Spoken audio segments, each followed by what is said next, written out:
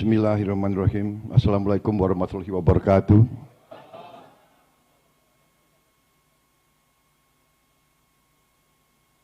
Sebagai insan yang bertakwa, marilah kita tidak henti-hentinya memanjatkan puji syukur kehadirat Allah Subhanahu wa taala.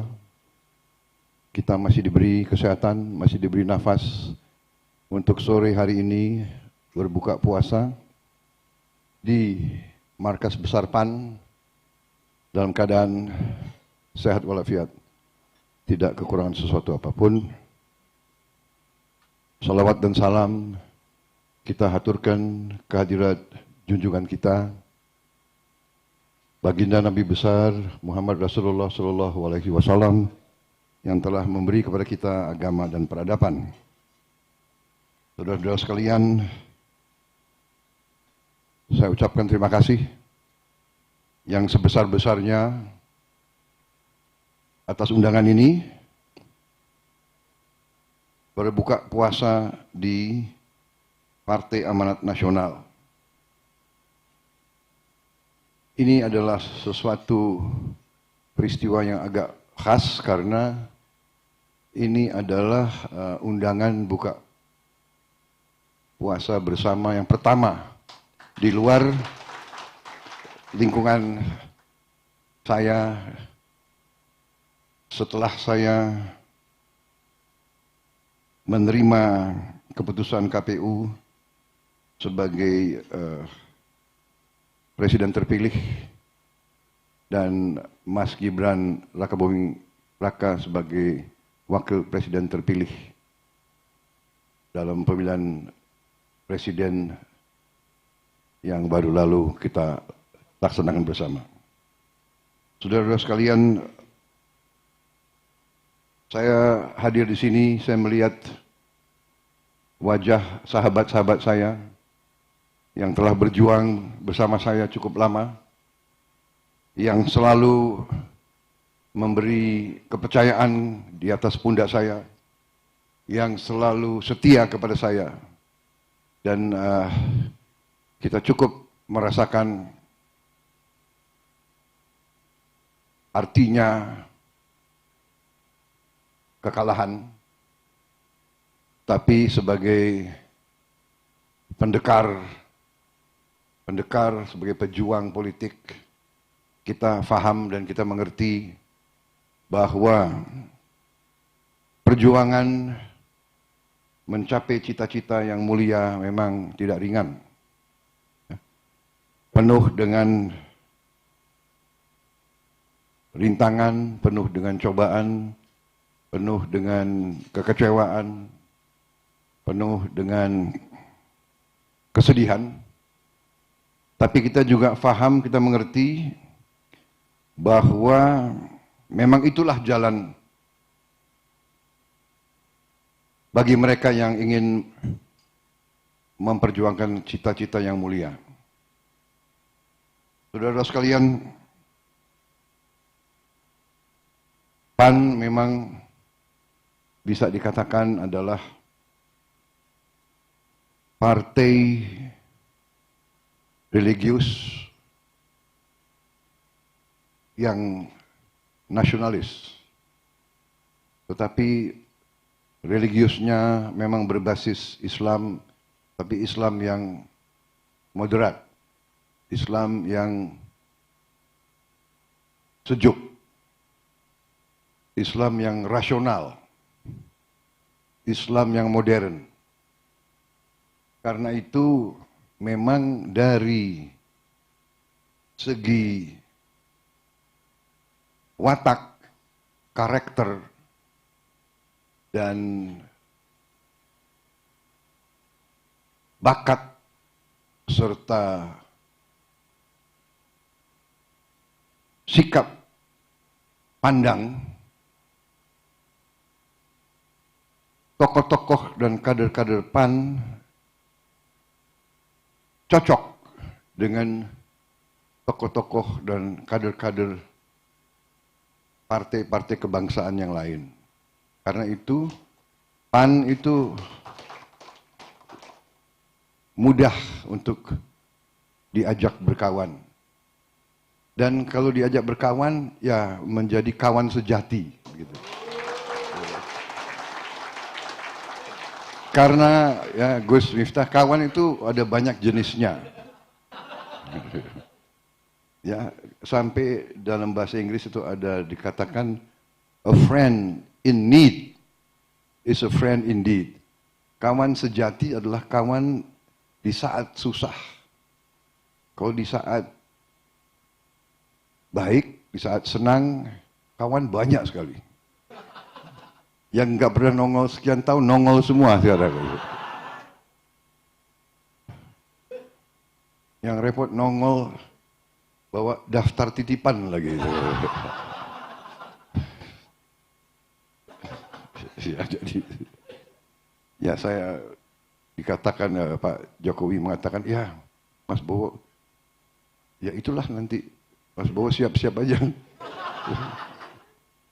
Apalagi masa pengalihan ini kan cukup lama, 7 bulan. Tiap hari ada yang minta ketemu, ujungnya juga Tapi begini, saudara-saudara sekalian, ya. Apa yang mendorong kita? Jadi saya, maaf ini saya kok kurang sistematis ya. Aduh, grogi saya soalnya begitu banyak orang-orang alim di sini. Iya kan? Soalnya ini saya latar belakangnya agak abangan sebetulnya. Gak apa-apa ya, saya agak agak rewind sedikit boleh. Yang saya hormati Bapak Zulkifli Hasan, Ketua Umum Partai Amanat Nasional, kawan saya, wakil saya dahulu kala, Pak Atta Rajasa, Ketua Majelis Penasihat Partai, Ketua Dewan Pakar Bapak Derajat Wibowo, para Wakil Ketua Umum Bapak Asman Abdur, Bapak Yandri Susanto, Bapak Viva Yoga Muladi, Bendahara Umum Bapak Totok Daryanto, Sekjen PAN yang nggak pernah diganti-ganti, Pak Edi Suparno,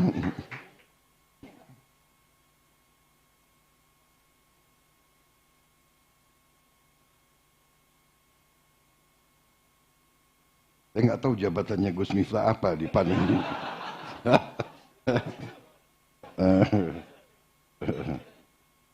Guru spiritual Pak Gus Miftah Maulana Habibur Rahman. Para pengurus Partai Amanat Nasional, perempuan-perempuan PAN dan seluruh kader yang saya hormati dan yang saya banggakan.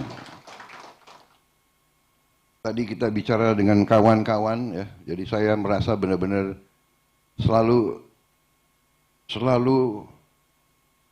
nyaman di kalangan PAN ini di mana-mana.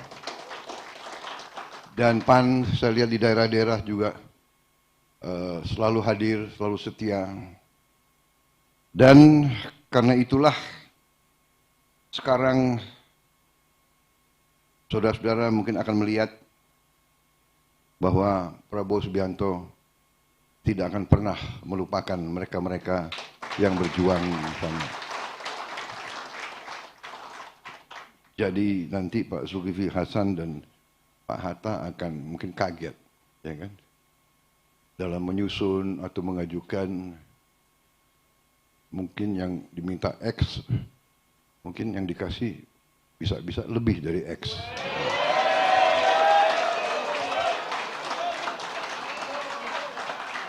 Tapi syaratnya adalah memang akan diberi putra-putri yang terbaik. Saudara-saudara, kita berjuang di politik ini dan kita berjuang karena tentunya kita ingin memberi suatu pengabdian kepada rakyat kita. Kita ingin memberi perbaikan kepada rakyat kita. Saya kira itu yang mendorong perjuangan suatu partai politik. Kalau tujuan kita hanya untuk kita berkuasa, ini menurut saya ujungnya mungkin tidak bagus. Tidak bagus bagi bangsa kita dan rakyat kita. Kalau semua partai politik dipimpin oleh elit partai yang tujuannya adalah ingin mencari kekuasaan untuk kekuasaan. Power for the sake of power. Ingin mencari kekuasaan hanya untuk kekuasaan, lebih-lebih mencari kekuasaan untuk memperkaya diri, memperkaya keluarga, dan memperkaya kelompok. Ini ujungnya tidak baik untuk bangsa. Ini adalah pelajaran sejarah yang bisa membawa suatu negara ke arah kemakmuran adalah pemimpin-pemimpin yang utama adalah pemimpin-pemimpin yang bersih, yang jujur, yang capable, yang bisa membawa kebaikan bagi rakyat dan masyarakat. Itu adalah pelajaran sejarah peradaban manusia. Kuncinya adalah di pemimpin. Kalau pemimpin-pemimpinnya bersih, capable, suatu bangsa bisa sangat bisa berhasil. Masalahnya adalah letaknya di situ. Karena itu partai-partai politik harus menjadi atau merupakan wadah, wahana untuk mencari pemimpin-pemimpin yang seperti tadi itu. Bersih, capable, cinta tanah air, ingin berbuat untuk rakyat. Itu adalah nanti partai politik yang menjalankan fungsi yang benar bagi suatu negara, dan pemimpin yang muncul itu adalah pemimpin-pemimpin yang benar-benar bisa membawa transformasi, kemajuan, dan perbaikan hidup.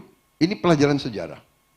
Pemimpin yang berhasil, yang saya juga pelajari dari banyak literatur, tapi saya juga mengalami sendiri, saya melihat sendiri. Pemimpin yang berhasil adalah pemimpin yang mendahulukan kepentingan yang lebih besar dari dirinya dan keluarganya. Itu pemimpin yang berhasil. Pemimpin yang berhasil adalah pemimpin yang mendahulukan kepentingan yang lebih besar dari dirinya sendiri.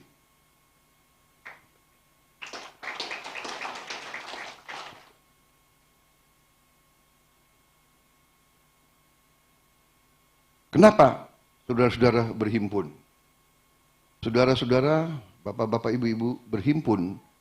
Berhimpun dalam suatu wadah ini pasti saudara-saudara terdorong oleh suatu cita-cita, suatu idealisme, ingin melihat perbaikan dan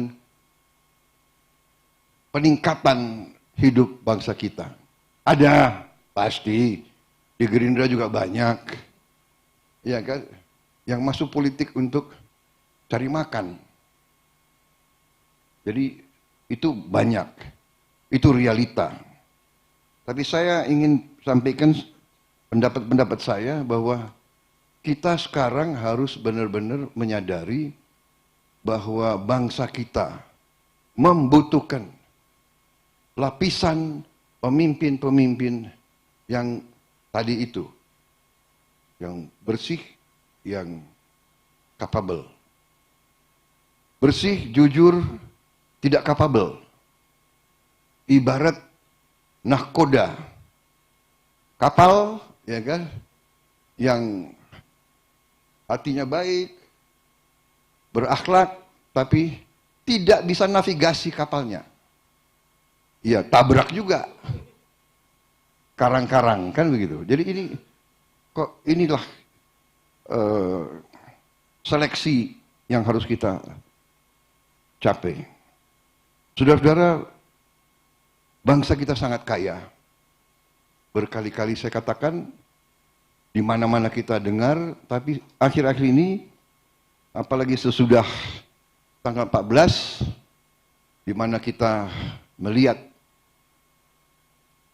benar-benar bahwa amanat rakyat, mandat rakyat sudah jatuh di pundak kita, akhirnya malah saya merasa harus bekerja lebih keras lagi. Jadi kemenangan ini ternyata tidak membawa suatu euforia, suatu kegembiraan yang meluap-luap. Saya kira ini yang tadi disinggung oleh Gus Miftah ya, bahwa Umar ya, begitu diangkat menjadi khalifah, yang diucapkan justru Inna ilahi wa inna ilaihi rajiun. Karena mungkin merasa tanggung jawab. Karena itu saya sejak tanggal itu hampir tiap hari mengumpulkan para pakar dari semua sektor. Dan semakin saya pelajari, semakin saya melihat betapa kaya bangsa Indonesia, betapa potensi bangsa ini luar biasa, yang hanya dengan sedikit perbaikan manajemen bisa memberi hasil yang sangat banyak. Tapi juga bahwa kita harus mengakui, kita harus introspeksi diri, mawas diri, kita sebagai elit, kita harus elit politik, elit kemasyarakatan, kita harus sekarang melihat kelemahan-kelemahan sistem kita. Dan kita tidak boleh, menurut saya, ya, menganggap bahwa semua itu sudah baik. Jadi tidak hanya orang-orang tertentu yang bicara negara kita sedang tidak baik-baik saja, ya kan?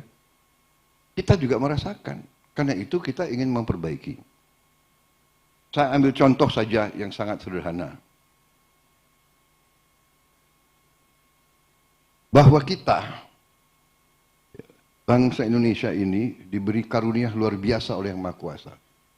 Di mana para pakar energi luar negeri, internasional sudah mengatakan Indonesia nanti dalam waktu tidak lama bisa menjadi 100% swasembada energi, swasembada BBM, dan BBM-nya itu hijau.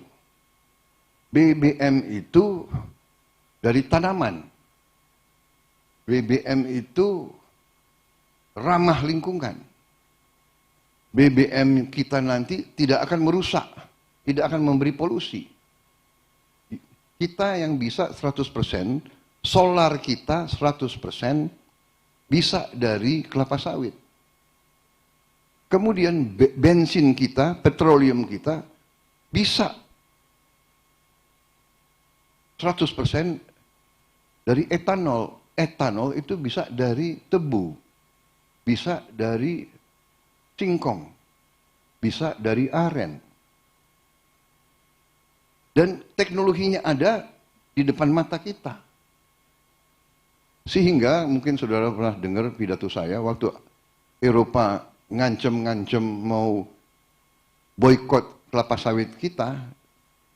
Saya jawab, terima kasih. Alhamdulillah. Iya kan? Karena dengan demikian kita bisa gunakan kelapa sawit itu untuk menjadi solar untuk rakyat kita. Saudara-saudara, saya hitung tiap tahun solar yang kita beli dari luar negeri itu nilainya sekitar 20 miliar dolar. 20 miliar dolar tiap tahun. Kalau kita sudah bisa swasembada solar saja, berarti kita tidak akan mengirim 20 miliar dolar itu ke luar negeri. 20 miliar dolar itu akan beredar di negara kita, di dalam negeri. Dan 20 miliar dolar itu kalau beredar di dalam negeri, berarti 20 miliar itu adalah 300 triliun ya. Kalau 300 triliun itu beredar di dalam negeri, para ekonom di sini kan pasti lebih pintar dari saya mengerti bahwa kalau $1, ₹1 beredar di sebuah ekonomi, itu terjadi apa yang disebut velocity of money, yang menimbulkan multiplier effect, yang bisa menambah nilai dolar itu atau rupiah itu 2 kali, 3 kali, bahkan bisa 4 kali. Katakanlah hanya bisa 2 kali saja. Berarti kalau 300 triliun beredar, itu nanti dampaknya bisa menimbulkan nilai 600 triliun. Katakanlah 300 triliun saja. Kalau kita hitung, ya, itu saja sudah bisa menambah pertumbuhan GDP kita 2%. Nah, ini sesuatu yang sudah di depan mata kita. Produksi kelapa sawit kita sekarang 48 juta ton. Dan mungkin sebentar lagi bisa naik ya. 60 juta kalau tidak salah. Luar biasa kita. Kita sekarang produsen kelapa sawit terbesar di dunia. Ini satu saja, saya katakan, hanya satu. Yang kedua, hanya dengan manajemen yang lebih baik. Penerimaan pajak kita sekarang itu hanya 11% dari GDP kita. 11% dari GDP kita. Di Orde Baru pernah 14%. Sekarang Thailand kalau tidak salah sudah 16%. Kalau tidak salah ya, Malaysia sekitar itu 16%. Kamboja mungkin lebih. Nah, kenapa kok kita hanya 10%? Bedanya apa orang Thailand, orang Malaysia, orang Kamboja sama kita? Bedanya apa? Kulit sama, warna rambut sama. Jadi ada apa? Apakah kita lebih bodoh dari orang Malaysia? Apa kita lebih bodoh dari orang Thailand? Apa kita lebih bodoh atau kita lebih malas? Atau kita lebih apa? We must find an answer. Kita harus tanya. Itu yang harus kita tanya kepada ahli-ahli perpajakan kita. Ya kan? Kita 10%. Di zaman Orde Baru pernah 14%. Kenapa sekarang turun? Ya. Katanya Orde Baru jelek. Ya. Hal-hal semacam ini. Kalau kita bisa sama dengan Thailand saja atau sama dengan Malaysia, berarti kan kita sampai ke 16%. Kok tidak salah? Thailand sudah 18%. Katakanlah 16%. Kalau kita naik dari sekarang 10,8, 11%, kita naik ke 16%, berarti kan naiknya 5%. 5% dari GDP kita, ya, itu 75 miliar dolar. Hanya dengan perbaikan manajemen. Pasti para pakar nanti bisa menemukan. Ya. Mungkin dengan tambah komputerisasi, pakai digitalisasi, pakai banyak yang bisa di. Tapi itu jadi naiknya itu bisa langsung 75 miliar dolar. Apalagi kalau bisa sama dengan Vietnam. Mungkin kita naiknya bisa 90 miliar dolar. Begitu kaya bangsa kita ini sebetulnya. Luar biasa. Jadi saya sudah lihat angka-angkanya, ya. GDP kita naik Berapa tahun yang lalu hanya 1.300, 1.400, tahun 25 diproyeksikan, kalau nggak salah sekarang sudah 1.500. Sudah 1.500 ya. Sebagai contoh, dalam undang-undang kita sekarang diwajibkan mengalokasi 20% APBN untuk pendidikan. 20% 2 tahun yang lalu atau 20% tahun yang lalu itu adalah 20% dari 1.400 triliun. Sekarang ini 20% dari 1.500 triliun. Artinya naik. Jadi kita punya uang yang bisa dipakai untuk macam-macam. Itu kira-kira yang ingin saya sampaikan, saudara-saudara. Tadi disinggung masalah salah satu program strategis yang saya bersama Koalisi Indonesia Maju mengusung, antara lain makan bergizi untuk anak-anak Indonesia. Ini sangat strategis karena anak-anak Indonesia adalah masa depan Indonesia. Kalau tidak kita berani sekarang memberi gizi kepada anak Indonesia, 18 tahun lagi Indonesia akan mengalami sesuatu warga negara, suatu bangsa yang lemah. Lemah fisik, lemah otak. Kalau kurang protein di saat masih anak-anak, sel otak tidak berkembang, sel tulang tidak berkembang, sel otot tidak berkembang. Untuk jadi kuli saja mungkin kalah sama bangsa Vietnam. Untuk jadi petani mungkin tidak kuat lagi. Untuk jadi prajurit tidak kuat lagi. Ini harus kita sadari. Karena itu saya bertekad untuk melaksanakan ini. Dan saya terima kasih saya dapat pencerahan ya, dan bahwa dalam Islam memberi makan kepada mereka yang membutuhkan itu memang sangat diwajibkan. Berarti walaupun saya sering diejek dan sering dihina, nggak ada urusan saya.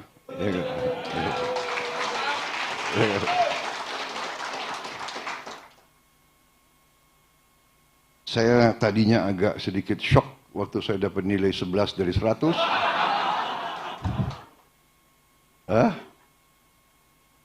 Tetapi sekarang saya terima kasih sebetulnya sama. Saya terima kasih dengan apa? Dengan rival-rival saya kemarin itu. Semakin mereka ngejek saya, semakin rakyat cinta sama saya. Gitu. Ya. Saya sangat terharu saya lihat anak-anak Indonesia. Apa bisa kita pertimbangan Pak Hatta, Pak Zul, usia nyoblos kita turunkan jadi 10 gitu. Kita menang besar Pak. Saya terharu karena saya lihat ya di vlog-vlog itu ya, di sosmed ya, anak-anak nangis-nangis, marah-marah kalau orang tuanya nggak pakai kaos gemoy, ya kan? Padahal aku tadinya ngerti aja enggak apa itu gemoy itu. Memang PAN ini luar biasa ini. PAN partai religius, ya kan? Taat agama, tapi saya lihat artisnya banyak sekali. Lebih berani kadang-kadang dari partai kebangsaan ini. Gerindra kalah. Dan juga PAN saya lihat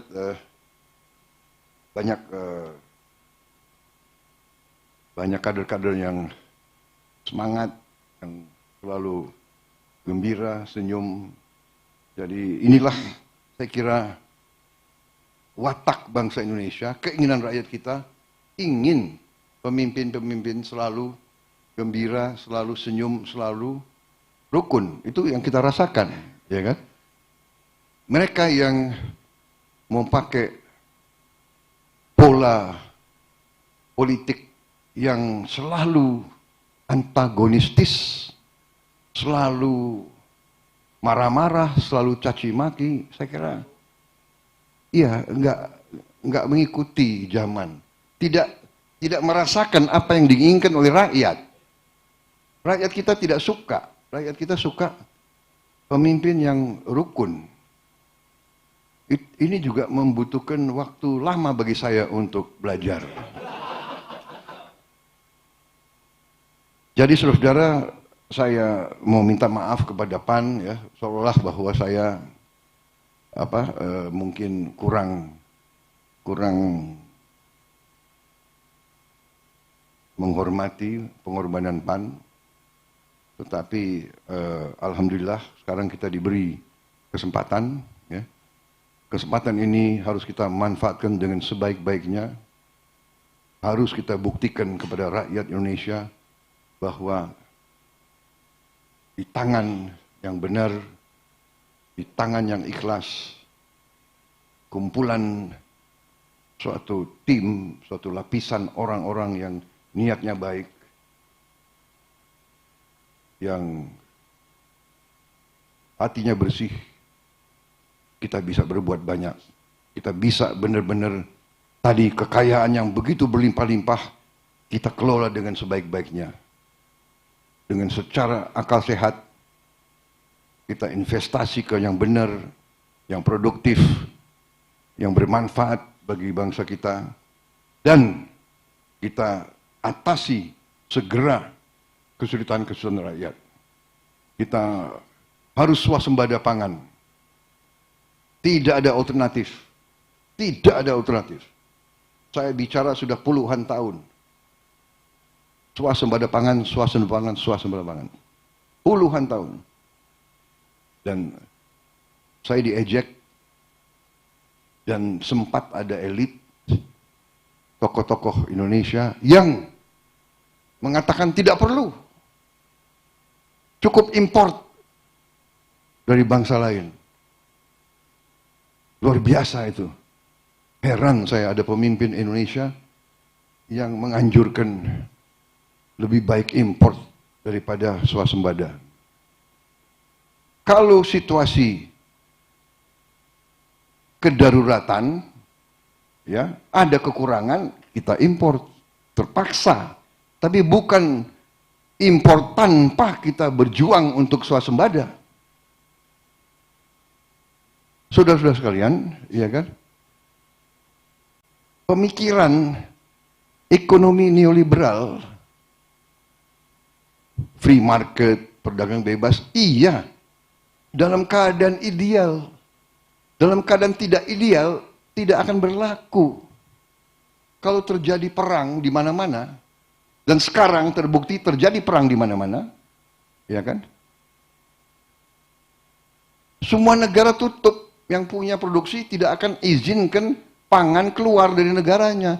Kita bagaimana kalau kita tidak punya cadangan kita sendiri? Ini adalah akal sehat yang Maha Kuasa memberi kepada kita. Lahan yang cukup, management,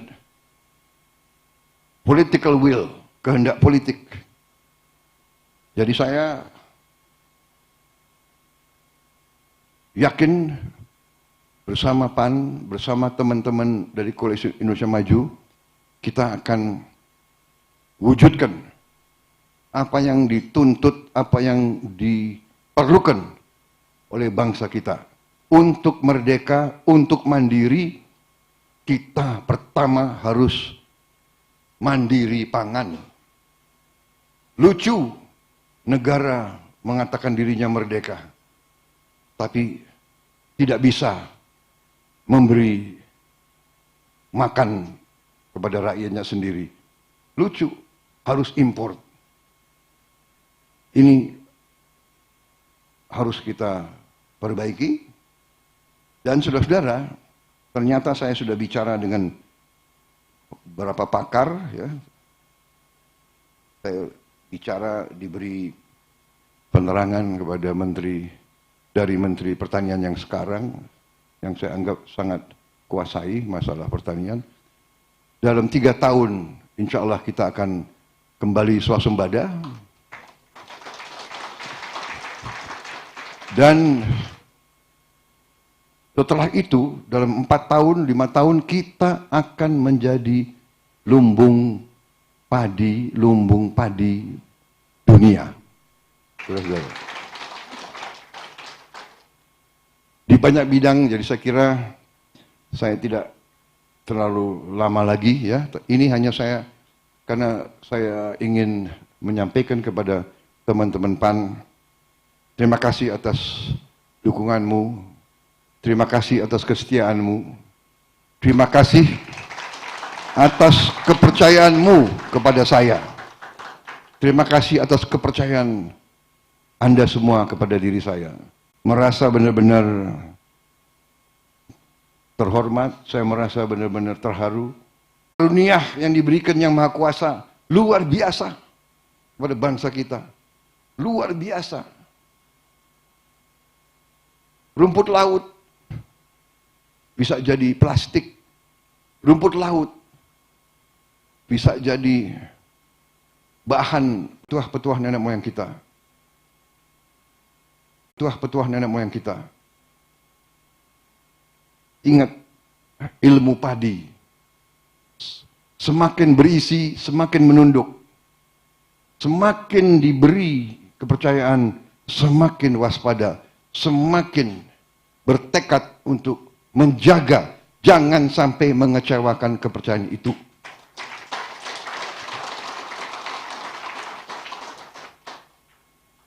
Sekali lagi terima kasih Partai Amanat Nasional, terima kasih Pak Sulhas, Pak Hatta Rajasa, tokoh-tokoh semua yang hadir, perjuangan saudara-saudara, ya. Mari kita berbuat yang terbaik untuk bangsa kita. Dan saudara akan lihat Prabowo Subianto tidak akan melupakan mereka-mereka yang berkorban dan berjuang bersama. Saya kira itu, ya. Karena tidak dikasih kopi di sini, saya akhiri.